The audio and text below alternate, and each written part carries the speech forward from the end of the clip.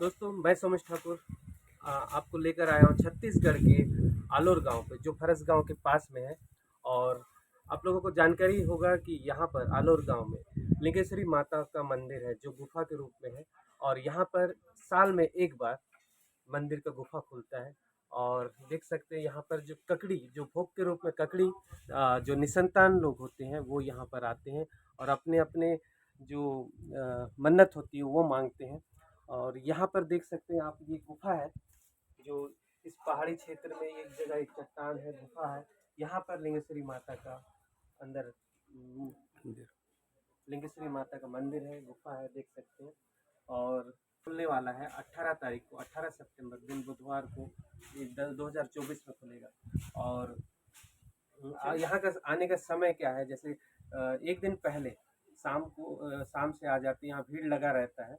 और दिन भर यहाँ पर भीड़ रहेगा, उसके रात तक यहाँ पर खुला रहता है, 10-11 बजे तक। लेकिन आप जितने जल्दी आएंगे उतने जल्दी आप लोगों को दर्शन मिलेगा। दोस्तों अभी हम लिंगेश्वरी माता मंदिर पहुंच चुके हैं। पीछे आप देखेंगे तो गुफा वहां पर है और मंदिर वहीं पर है, स्थित है लिंगेश्वरी माता का। वहाँ जो लिंग है वो कहते हैं, यानी लिंगेश्वरी माता का है वहाँ पर मंदिर। और हम अभी जो सामने बैठे हैं, रामलाल कोराम जी है। और इनके बारे में इस क्षेत्र में ये, और यहाँ पे सरपंच भी रहे हैं। और इनके बारे में और क्या बताऊँ, ये अपने बारे में कुछ जानकारी देंगे। तो आपका नाम बताइए। मेरा नाम रामलाल कोराम है और मैं ग्राम आलोर का हूँ। और मैं सन 79 में मैं मनोनीत सरपंच बना। 20 साल तक सरपंच रहा 4 बार, और उसके बाद 10 साल तक जनपद सदस्य रहा, और उसके बाद जनपद अध्यक्ष भी रहा। उसके बाद गोंडवाना समाज के अध्यक्ष भी रहा, और अभी देव समिति के संरक्षक हूँ। तो अभी मंदिर के बारे में बताइए कि यहाँ पर कैसे मंदिर के बारे में जानकारी हुआ लोगों को। हाँ, यहाँ हमारे कोराम परिवार पहले से सियान लोग यहाँ पहले पूजा करते थे माता जी का। अब पता नहीं उसको सपना में बताया क्या क्या, वो झाड़ में गुफा के पीछे साइड झाड़ में करते थे, आ रहे थे। उसके बाद अब गुफा के अंदर शिवलिंग था, उसमें किसी को मालूम नहीं था। एक पारदी शिकार खेलने गया, दिन भर खोजा, कहीं शिकार नहीं मिला। वो धनुष बाण लेके आ रहा था, शाम को घर वापस आ रहा था। उस समय 6 बजे उस पारदी को एक खरगोश दिखा। उस खरगोश को तीर में मारा। वो लगा कि नहीं लगा उसको तो मैं नहीं जानता, पर यहाँ गिर वहाँ गिर ऐसा टाइप का। वो पारदी उसको यहाँ पकड़ वहाँ पकड़, पकड़ते पकड़ते हाथ से फुसक गया। वो सीधा भग के आया, उस गुफा में घुस गया, पत्थर ढक दिया और वो घर गया। सुबह होते हुए वहाँ का जो माटी पुजारी माटी गायता को बताया, वहाँ खरगोश पकड़ते पकड़ते फंस गया और वो छेद में घुस गया है। वो करपांज है, वहाँ पत्थर ढक दिया हूँ और इधर उधर बोझ दिया हूँ, किधरी से नहीं निकला है। बल्कि चलिए, मैं अकेला हुआ हूँ, आप सामने रहेंगे। वो सन का एक बागुर होता है ठाकुर साहब, वो उसमें वो बागुर को छेद में रखने के बाद एक, उस समय तो लाइट उठ का व्यवस्था नहीं था, वो खदर छींद का खदर को वो आग में जलाए और फिर वहाँ खोजने लगा। खोजने के बाद कहीं भी खरगोश नहीं मिला। बहुत प्रयास किया, कोना कोना देखा, कहीं खरगोश नहीं मिला। उसके बाद बीच रास्ता में उजाला करते हुए आया तो वो दिखा शिवलिंग। तो उसके बाद बाहर में जो बागुर लेके फांदा लेके बैठा था, वो बोला खरगोश नहीं मिला, कहीं तो दिखा नहीं।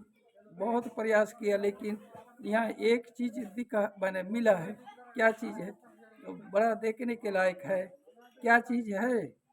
एक शिव लिंग क्या है बीच में, तो आई है ना आई ने, अब खरगोश तो नहीं मिल रहा है बोल के फिर वो घुस गया और उसको उजाला करके देखे, ऐसा मस्त लिंग था बीच में और छोटा सा था उस समय। अभी तो 2-2.5 फीट बढ़ गया है। तो उसके बाद हाँ ये कोई देवी का होगा ऐसा बोल के फिर वो लोग निकल गए और पत्थर को भूज दिए और घर में आए। घर में रात को सपना में गायता को सपना दिखाया, बेटा वो खरगोश नहीं था, ये मेरा कला है, क्योंकि लोग बने कैसे पहुंचाऊं ऐसा बोल के मेरा ही कला था, एक खरगोश के रूप में आप लोगों को दिखा और वहां तक पहुंचाया, ये मेरा कला है। इसलिए साल भर में मेरे को एक दिन सेवा पूजा करना, वो भी नया खाने के बाद, और मेरे को कोई मन्नत मांगना है तो मेरा विश्वास देखना है, तो किसी का निसंतान है तो मेरे पास आए शरण में, मैं उसको दंपत्ति दूंगा, मनोकामना पूरा करूंगा ऐसा बोल के सपना में दिया। और कभी भी निसंतान वाले आएंगे मन्नत मांगने तो एक खीरा लेके जरूर आए, वो खीरा लेके मेरे पास चढ़ाएं और उस खीरा को मैं प्रसाद के रूप में उनको खिलाऊंगा, मन्नत पूरा हो जाएगा ऐसा बोले। तो उस हिसाब से अभी तक चलते आ रहा है ठाकुर साहब। तो कुराम जी से हम जानकारी लेते हैं कि यहाँ पर जो ककड़ी लेके आना है या यहाँ पर भी मिलेगा, ये जानकारी हम लोग लेते हैं और किस तरह का ककड़ी होना चाहिए। तो कुराम जी बताएंगे कि ककड़ी यहाँ पर जो लेके आते हैं वो जी। कैसा होना चाहिए। नहीं वो छोटा भी हो चाहे बड़ा भी हो, वो कोई भी खीरा बने खीरा होना चाहिए। तो यहाँ पे ककड़ी मिलेगा या लेकर आना है या कोई बेचता होगा यहाँ पर। जी ऐसी तो अभी हर कोई मालूम है, यहाँ मेला लगता है तो कई लोग खीरा कमाने बने लगाए रहते हैं, वो 1-2 पैसा होगा बोल के खीरा भी लेके आ रहे हैं। तो यानी कि अपने लिए खीरा लेकर आए या अगर नहीं मिल पाता है तो यहाँ पर ले भी सकते हैं, ठीक है, लेकिन लेकर आना बहुत उचित रहेगा। हाँ और जैसे अगर ककड़ी लेकर आना है तो थोड़ा सा मीडियम लेकर आए, क्योंकि उसे बीच से ऐसे नाखून से ऐसे काटना होता है। और जो आपने बताया था कि ककड़ी जैसे दोनों को प्रसाद के रूप में ग्रहण भी करना है, खाना भी है, तो क्योंकि कड़वा भी होता है इसलिए क्या है खीरा जितना मीडियम रहे उतना ठीक है। हमारे जितने भी चैनल देखने के बाद दर्शक हैं वो हमसे पूछते हैं कि यहाँ पर आने का किस तरह से आए। तो जगदलपुर से अगर आते हैं तो फरसगांव से फिर आलोर के लिए कुछ दूरी है, लगभग 7-8 किलोमीटर अंदर आना पड़ता है। आलोर आलोर से पूछ लेंगे और कई लोग लेके भी आएंगे, वहाँ बहुत भीड़ रहता है, पार्किंग की सुविधा भी है। और देख रहे होंगे यहाँ पर आने के लिए बहुत ही अच्छा यहाँ पे बनाया जा रहा है, शेड बनाया जा रहा है और यहाँ पर बहुत भीड़ रहेगा। और 18 तारीख दिन बुधवार और इस सितंबर महीना में ही होता है। लेकिन यहाँ पर जैसे हम लोग आते हैं तो यहाँ पर क्या क्या सुविधा होता है यहाँ पर पंचायत की तरफ से भक्तगण के लिए, ये थोड़ी सी जानकारी ले लेते हैं, क्योंकि हमारे जो दर्शक हैं वो बहुत पूछते हैं कि कब होगा, कैसे होगा, यहाँ जाने से क्या क्या सुविधा मिल सकती है, क्योंकि लोग दूर दूर से आते हैं यहाँ पर। यहाँ ऐसी तो समिति वाले पानी का सुविधा है, टंकर पंचायतों से टंकर मंगाते हैं, और ऐसी तो पानी टंकी भी है और नज़दीक में तालाब भी है जो नहाने धोने के लिए नज़दीक में एकदम लगा हुआ है तालाब, और पानी का भी सुविधा है और रहने के लिए मंच भी है, सामुदायिक भवन भी है। ये माँ के कृपा से जो चढ़ोतरी है वो सब पैसा से बना है, उसी में खर्च करते हैं। और जो श्रद्धालु लोग आते हैं और दूर दराज से, यहाँ तो होटल वगैरह कुछ नहीं, इसलिए मंच में रहते हैं तो उनके लिए समिति वाले खाना उना बना के खिलाते भी हैं, एक पहर का भोजन। तो आप जानकारी मिली होगी कि यहाँ पर आप आएंगे तो परेशानी का सामना तो कम करना पड़ेगा, क्योंकि अभी यहाँ पर बहुत चीज़ बन रहा है, सुविधा अनुसार यहाँ पे लोग आ रहे हैं। उसी प्रकार से यहाँ पर जो चढ़ावा चढ़ता है उससे यहाँ पर जो भी कार्य किया जाता है भंडारा भी किया करते हैं, खाना वाना बनता है। और यहाँ पर आप लोगों को 18 तारीख को यहाँ गुफा खुलेगा, तो आप लोगों को एक दिन पहले यहाँ पर आना पड़ेगा और लाइन पे लगना पड़ेगा। यहाँ पे रहने के लिए शेड भी है वहाँ पर, नीचे में देखेंगे पंचायत भवन भी है, तो आप आ सकते हैं। बहुत अच्छी जगह है। और निसंतान दंपति देख रहे हैं तो एक एक लोगों को शेयर कर दीजिएगा इस वीडियो को, और सब्सक्राइब ज़रूर कीजिएगा। और दोस्तों, जैसे कि आप इस लिंगेश्वरी माता का मंदिर में आप लोग जानकारी ले ही रहे हैं, तो आप लोगों का ही ये प्रश्न है कि यहाँ पर जैसे हम वीआईपी दर्शन यहाँ पर होता है क्या? क्योंकि कई लोगों का धारणा है कि हम जल्दी जाएं, जल्दी हमको दर्शन मिले। कई लोगों का होता है, जैसे वीआईपी पर्सन होते हैं। तो यहाँ पर भी कई घटना हो चुका है, तो मुझे कुराम जी ने बताया था, तो मैं ये पूछना चाहूँगा और आप लोगों को भी बताना चाहूँगा कि जैसे कुराम जी यहाँ पर वीआईपी दर्शन होता है, जी तो इसके बारे में कुछ बताएंगे कि कुछ घटना हुआ था, इसके बारे में बताएंगे? जी जी। यहाँ ऐसा है सर, वो यहाँ कई लोग वीआईपी लोग आते हैं, हम लोग मंच में बैठे रहते हैं, तो वो लोग बोलते हैं कि हमको वीआईपी के आदमी हैं, हमको जल्दी वो लाइन में तो खड़े नहीं हो सकते, तो हमको दर्शन कराने ले जाओ। ठीक है भाई, आप वीआईपी के आदमी हैं तो इसको दर्शन कराने ले जाओ यार, बोल के आदमी भेजते हैं, वो दर्शन करा के चले जाते हैं। लेकिन वो उनका मन्नत पूरा नहीं होता है। जो लाइन में खड़े रहते हैं ना, उसका मन्नत पूरा होता है। हम लोग सीढ़ी बनाने वाले थे, बाहर से कई लोग चढ़ नहीं पाते थे, तो माँ ने मैंने मना कर दिया, बेटा सीढ़ी मत बना, क्योंकि सीढ़ी बनाने से इतना मेरे पास मन्नत मांगने आते हैं, तो इतना कष्ट को झेल नहीं सकते। जितना कष्ट करेंगे उतना मनोकामना पूर्ण करूँगा, ऐसा बोली। इसलिए हम लोग सीढ़ी भी नहीं बनाए।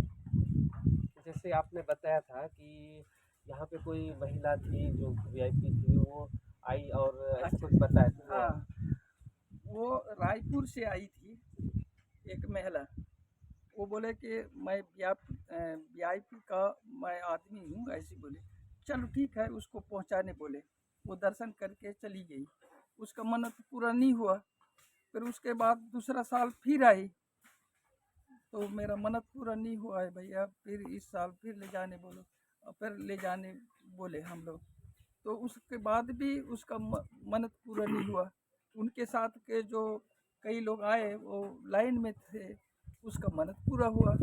वो बाद में घर में जाके सोची, अरे मैं 2-2 साल हुआ और मेरा मन्नत पूरा नहीं हुआ, और लाइन में जो खड़ी थी तो उनका मन्नत पूरा हो गया।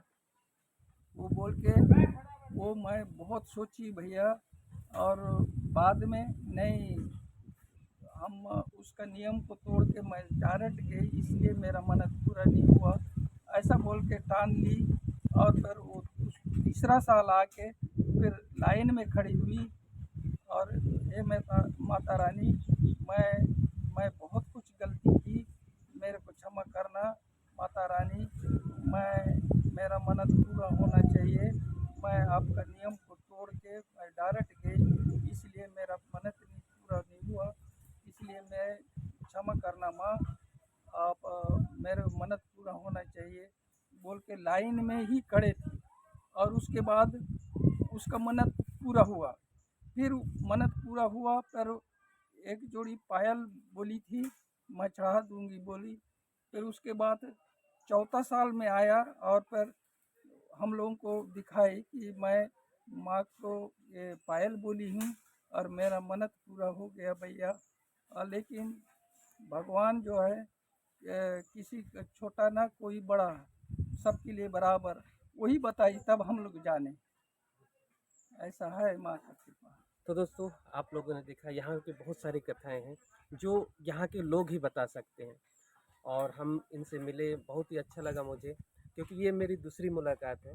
पर सेवा पूजा, पुजारी, ये सब सभी का काम बटा हुआ है। जी जी तो इसके बारे में बताएंगे कौन क्या करता है? जी। हमारे कुराम परिवार का ही पुजारी है, उसका सुंदर कुराम है, जो पुजारी है। और ऐसी तो पुजारी एक ही जन नहीं करता है, उसमें गांडा भी है, कलार भी है, राउत भी है, कुम्हार भी है, माली भी है, सभी लोग मिल के करते हैं। देखिए राउत का काम नहा धो के पानी लाना, प्रसाद बनाना, उसका काम है राउत का। और कुम्हार का हांडी देना, दिया देना, आरती देना, उसका काम है। और माली का फूल देना, और गाना लोगों का बजाने का काम है। हर चीज मतलब काम बटा हुआ है, एक जन का काम नहीं, सबके हाथ से काम होता है। अब देखो ना, मरकाम लोग बैल करे, मरकाम लोगों का ये दरवाजा खोलना और ये सब है।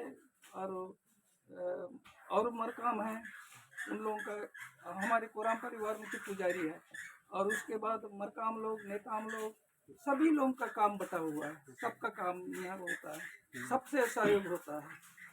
तो जैसे हमारी बस्तर की संस्कृति है कि सभी का काम बटा होता है, सभी अपना अपना काम करते हैं और अपना सेवा देते हैं यहाँ पर, तो वैसे ही यहाँ पर भी। तो दोस्तों, अभी हम लोग जो लिंगेश्वरी माता की गुफा है जो यहाँ पर, तो यहीं पर ही हम लोग बैठे हैं और यहाँ पर ही जो गुफा का द्वार है यहाँ पे खुलता है। तो अभी हम लोग कुराम जी से पूछते हैं यहाँ के बारे में, उस दिन का दृश्य क्या होता है यहाँ पर।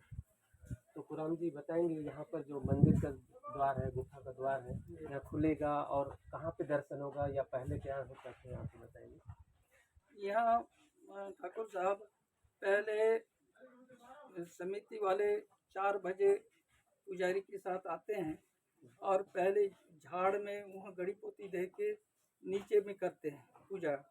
उसके बाद जो वो पीछे साइड एक टन पत्थर है, वहाँ गड़ी दे के उसका पद चिन्ह करते हैं, वहाँ पूजा करते हैं। उसके बाद फिर यहाँ आके पूजा करते हैं। उसके बाद यहाँ एक बैल कर या मरकाम लोग हैं, वो एक एक का दूसरा पत्थर नहीं उठाता है, उसी के ग्राना के लोग पत्थर को उठा के हटा देते हैं। तो सब फिर बाद में अपना पत्थर हटा के दरवाज़ा खोलते हैं। उसके बाद दरवाज़ा खोलने के बाद वह रेत बिछाया हुआ रहता है, पहले पद चिन्ह देखते हैं, इस साल कौन सा पद चिन्ह है। कभी हाथी कोज, कभी घोड़ा कोज, कभी बैल कोज, कभी छोटा सा बच्ची का पद चिन्ह रहता है, और कभी बिल्ली का खोज रहता है, कभी चीता का खोज रहता है, कभी शेर का पंजा का निशान रहता है, कई प्रकार का रहता है। तो उसमें ये पद चिन्ह करने के बाद, देखने के बाद फिर वहाँ पूजा करते हैं, लिंग के पास जाके पूजा करते हैं। तो यहाँ पे जो पूजा करते हैं वो, यानी कि आपने पहले बताया था कि अलग अलग सभी का काम बटा हुआ है। जैसे नए दंपति जो पहली बार आ रहे हैं उनके लिए कुछ बताएंगे। उसमें सब नहा धो के खाली पेट में उपवास रह के ही दर्शन करते हैं, और वो खीरा, नारियल, अगरबत्ती और थोड़ा सा चावल फूल लेके आना है, और यहाँ पर दर्शन करना है। और यहाँ एक तो भीड़ के कारण यहाँ समय पर बैठने भी नहीं देते, ना पुजारी से बात भी नहीं करने देते हैं, इसलिए हम अलाउंस करते हैं, अब लाइन में रहते हो, माई गुफा के अंदर ही नहीं रहता। एक तो नाम मात्र वो गुफा के अंदर लिंग है। उस दिन ब्राइट रूप से सबके साथ जितना जनता आई रहती है, सबके रोम रोम में भर वो साक्षात रहता है। और आप लोग पुजारी से ना बोले, आप लाइन में खड़े होते हो, वहीं पर माँ से प्रार्थना करो, हे माँ हमारा निसंतान है, हमको संतान चाहिए, आप हमारा मनोकामना पूरा करिए माता रानी, ऐसा बोल के बोले, वो बिल्कुल अवश्य सुनेगी। और जो आप लोगों के श्रद्धा से क्या देना चाहते हैं और क्या लेना चाहते हैं, बिल्कुल माँ सुनेगी।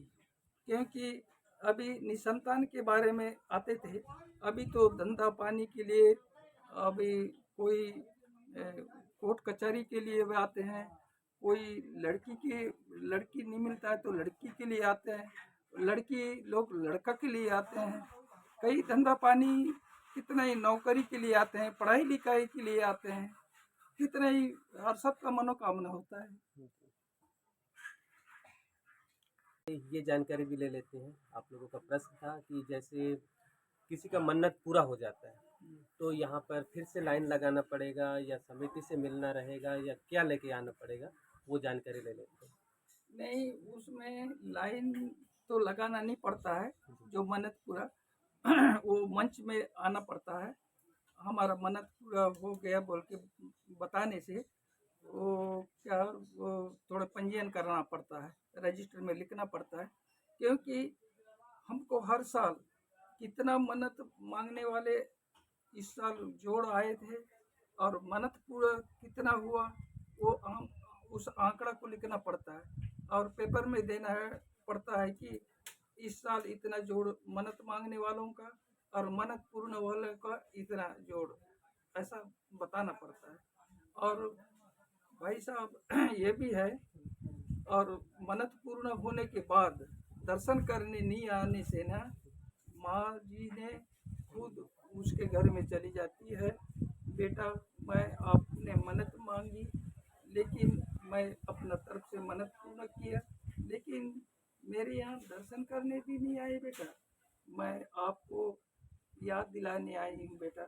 एक एसपी साहब था कांकेर में, उसका निसंतान था।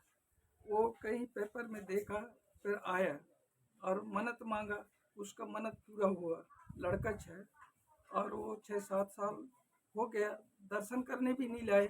कांकेर में था, कांकेर से रायपुर ट्रांसफर हुआ, उधर ही गया।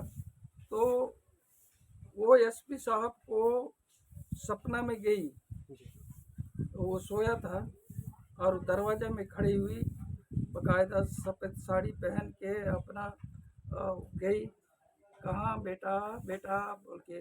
तो दरवाजा में खड़ी हुई, कौन है, क्या है, कैसे आए हो, क्या काम है।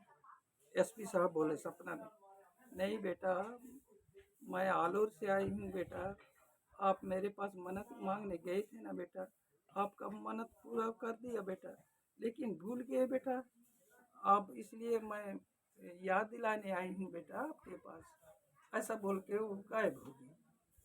तब उसको वो कौन है महिला उसको याद ही नहीं था। फिर उसके पत्नी को बोला, आलोर से बोल रही थी यार, एक महिला सपना में दिखी, बड़ा अजीब ये हुआ। उसके पत्नी फिर याद दिले, अरे वो तो नहीं जी, एक बार मन्नत मांगने गए, तब फिर उसको याद, हाँ वही होगी। फिर वो भग के आए, हरसगांव थानेदार को लेके मेरे पास। फिर मैं कैसे करूँगा दादा, कैसा इसका किस ढंग से करने से बनेगा। मैं बोला अब साहब वो बच्चा को दर्शन करना जरूरी है, अभी तो बड़ा हो गया, नहीं कुछ नहीं होगा, अब दर्शन कराइए। और मैं कुछ कुछ बोला हूँ वो भी याद भूल गया है, कैसा करने से बने। नहीं याद तो उतर गया, तो आपका इच्छा है जो भी देने का है श्रद्धा से दे दीजिए। तो जैसे यहाँ पर जैसे मन्नत पूरा हो जाता है, तो उनको इस लाइन पे खड़े होने की ज़रूरत नहीं जब आएंगे अगले साल, तो या पिछले बार जिनका मन्नत पूरा हुआ है, मन्नत मांगे हैं, इस बार आएंगे तो इनको लाइन में खड़े रहने की ज़रूरत नहीं है, सीधे समिति के पास जाएंगे और पंजीयन कराएंगे। और कितना वहाँ पे पंजीयन के लिए लगता है? वो समिति तय की है सर, हाँ। दादा, कि उसमें 551 रुपया, और 551 भी लेते हैं ना, समिति वाले उसको कुछ खर्च नहीं करते हैं, सिर्फ उसका खर्च। अब 18 तारीख को मेला है, 17 तारीख को बाहर से आएंगे, उसके लिए खाने पीने का इंतजाम, दाल है, चावल है, सब्जी है, ये सब उसमें खर्च करते हैं। तो ये है कि यहाँ पे जो चार्ज लिया जाएगा या समिति में जो पंजीयन करने के लिए लिया जाएगा, वो यहाँ पे जो भक्तगण आएंगे उनके लिए जो खाना जो परोसेंगे वो है, या टेंट लगेगा, जो भी यहाँ पे खर्चा जो होता है उसी खर्च से वहन किया जाता है।